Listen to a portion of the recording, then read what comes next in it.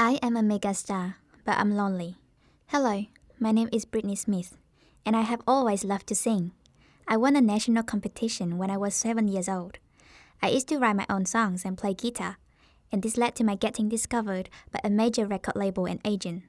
They were hell-bent on making as much money as they could, and they told me I would become a celebrity with their aid. They assisted me in releasing my own record and essentially become the superstar that so many people aspire to be. I have hundreds of internet fan pages, and my events sell out in seconds, and I'm frequently contacted by big magazines asking if I may appear in their publications, going on the cover. But after a few years of standing on stage in front of tens of thousands of people, I couldn't help but feel lonely. Despite the long chanting my name, none of them knew anything about me. While I was singing, they shouted that they loved me.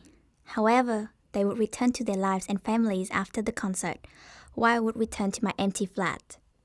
I didn't talk to my family much anymore, and the majority of my friends were other celebrities, and to be honest, I doubt that they'd be interested in me if I wasn't famous as well. On the outside, I had it all: a successful career, a luxurious apartment, and a large wardrobe full of the newest fashion trends. But as my celebrity grew, I began to feel depressed, as if something was missing in my life. My days were spent meeting with my agents and managers who would tell me what I needed to do to become more successful, attract this market, and so on. Then I would perform day after day. I felt like my life was sliding out of my hands, whether I was happy, upset, or fatigued, with endless days of being instructed what to sing and how to dress. And I felt like I was going nowhere and helping no one. I got a letter from a girl who said she was in a wheelchair. She had attempted to purchase my tickets to my concert but had informed that none were available. When I asked my agent why her ticket was denied, he stated it was because there was enough room for 5 people to stand in the space. Because of the wheelchair, it was more profitable for us to say no, and I was crushed. I couldn't believe I ended myself in such a callous industry, where all I did was perform for the sake of making money. I was really embarrassed that the girl had been turned down because I and my agent were attempting to earn money when all she wanted was an amazing evening. I realized I had to make things right for the little girl and for myself, so I quit working for my agent and his record label and returned to singing for myself and my own pleasure. Instead, I began writing my own songs about my true feelings. I held my own concert and invited my family, many of whom I hadn't spoken to in years. I also get free tickets to the girl who had written to me, and in the letter I wrote, "Dear Alice, thank you for reminding me why I enjoy performing and singing for the difference it can make to my audience." If you have any stories to contribute, please do so in the comment section below. And if you like the story, please like it and subscribe to receive updates on future stories. Thank you. Bye. Hello guys, I'm Liam. I want to share my story with you. I think it's quite different from what you're used to hearing, so pay close attention to all of the specifics before making any judgment. It all began on my 13th birthday a couple years ago. I went to an electronics store with my father to pick out my birthday gift. Because I didn't care about anything else, I wanted to purchase some video games. My father didn't mind because he was doing well financially at the time, so he offered to purchase me 5 different ones for my birthday. I was constant, and 5 was plenty for me. But instead of asking my father to buy it, I ended up stealing a 6th one. This notion appealed to me and didn't feel like stealing or doing something wrong. Days passed, and whenever I see anything I want, I don't think twice about stealing it. I'm gonna hide it somewhere where no one can notice me. Every day, I got better at it, and I felt as though I was becoming invisible when I stole. Nobody could ever capture me. No one at all. I really took from all my extended family members. I grabbed my late grandfather's wedding band, which my grandmother adored. After my grandfather died, she kept it in her costly jewelry box for many years. When she couldn't find it, she became frightened and enraged. She requested assistance from everyone. I didn't say anything, since she cried for days and days. I felt awful for her.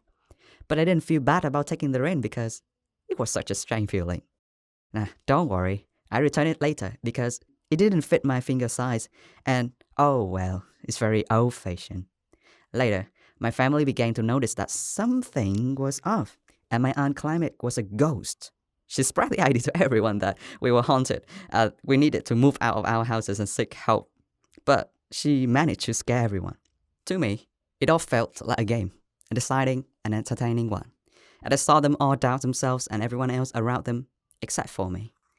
I was always the kind, innocent boy in the family who just cared about myself. So, no one questioned me since they knew I never steal, especially when I can buy anything I want or need. It just didn't make sense to anyone, and to be honest, it didn't make sense to me. On my 16th birthday, I realized that this game was no longer entertaining. I was causing problems to many people around me, and I knew I needed to speak the truth and stop doing it. I tried numerous times but failed, and I couldn't understand why. So I gathered my confidence and talked to my parents, and things started to get back on track. My father returned all the goods I had stolen, and I went to a psychological center for many sessions, and I finally recovered completely. Kleptomania, according to studies, has no treatment. However, counseling may be able to assist in breaking the pattern for compulsive stealing. It worked for me, and it might work for you as well. Keep that in mind. Once you identify your problems, you should talk about them and seek help so that those around you understand that kleptomania is a treatable mental disease. Don't be scared and don't think it's ghosts. Do you know someone who suffers from kleptomania? Please share your thoughts in the comment box below, and don't forget to like and subscribe to our YouTube channel.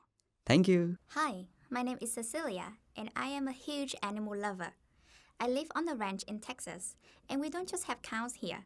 We also have horses, pigs, sheep, and a variety of other small animals such as dogs, cats, and even rabbits. I'm particularly fond of one rabbit named Snowy, who has the softest white fur I've ever seen. My parents work extremely hard on the run of the ranch, and they don't like my brother and I getting too involved. We are only allowed to help with feeding, so I'm very careful when I sneak extra carrots to Snowy. My parents have some clients from Manchester visit them one weekend. They must have been a huge thing since my parents had been cleaning the ranch and dusting the house like crazy. And Mom had even brought out her best china dishes.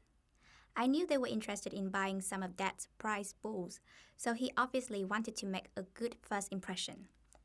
I spent the entire Saturday helping Mom pick up, I did a salad and a dessert because I don't like touching meat. So when my mom was preparing the chicken, she sent me out to do my schoolwork and asked me to put on something nice. On the porch, I could hear my father smiling and chatting with the customers. So everything seemed to be going well, and I considered stepping outside to give Snowy some carrots I set aside while preparing the salad, but I couldn't see him from my window. He was probably hiding beneath the porch at the time. My mother called my name, so I decided to visit Snowy after dinner. I walked out the stairs and into the dining area, shaking hands with the customers.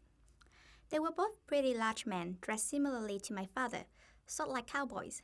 I suppose that's a normal uniform around cattle ranches. When we sat down, everyone remarked on how good my salad was.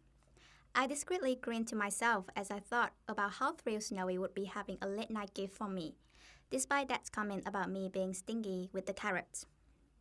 Later, Mom skinned the bird and cooked it with potatoes and coated it in her homemade gravy, which was really delicious. Everyone seemed to enjoy it. Everyone seemed to enjoy it, but one of the customers requested my mother bring over the recipe. As we were finishing supper, Dad in the client's office brought out some contracts and sat down to finish negotiating. I excused myself and hurried up to my room to get the carrots before heading outside to feed Snowy. I went straight to the side of the barn where he usually sleeps, but he wasn't there. That's odd. I assumed he was still hiding behind the porch, and I looked there but couldn't find him. I dashed over the other side rabbit hutches in case he was lonely and sneaked in alongside one of them. He was also absent. That's when I began to feel anxious. What if he ran away, or worse, got hit by a car on the highway? With tears in my eyes, I hurried to find my father. The clients had left by this time, and my father was feeding the horses in the stable. I dashed up to him and inquired about Snowy. Dad looked at me puzzled and asked who Snowy was. I told him that Snowy was a large, white, fluffy rabbit that I used to play with all the time. He scratched his head and laughed. "Oh, you mean the rabbit we had for dinner tonight?" he asked. I dropped down on the pile of hay and began bawling my eyes out, like if someone had punched me in the chest. I couldn't believe I was hearing and felt horrible. I looked up at my father and began yelling at him, saying, "That's not funny. This isn't the time for jokes." Snowy is nowhere to be found, and I know it was the chicken we ate. Dad simply stared at me and instructed me to lower my voice. I couldn't barely hear him as he lectured me how this is the reality of life on the ranch and how I should know better. He claimed we ate the rabbit and that he cautioned me not to grow too attached to any of the animals here. I peeked, thinking about Snowy and his twinkling eyes, as well as the fact that we had just endeavored my all-time favorite pet. I didn't even have time to think about it because I couldn't take the notion of Snowy being inside of me. I wanted to scream at my mother and ask how she could do such a thing. But then I had another thought and determined that I would never eat another animal again. Have you considered this story? Please feel free to leave your thoughts and stories in the box below.